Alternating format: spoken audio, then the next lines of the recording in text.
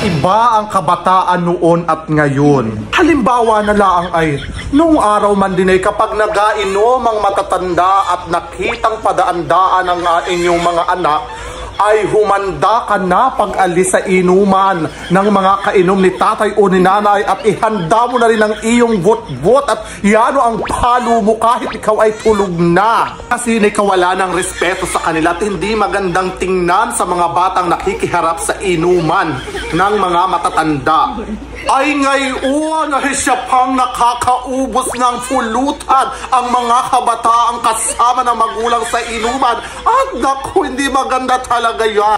Ay pag hindi pa binigyan ng pulutan yun ay magalupasay na tutuwa talaga namang mag-augahang, magapapalakat at hindi na pagbigyan na yung nanay naman ay kanda ugagan at pakain ng pulutan sa mga bata kaya wala ng pulutan yung mga kainuman niya.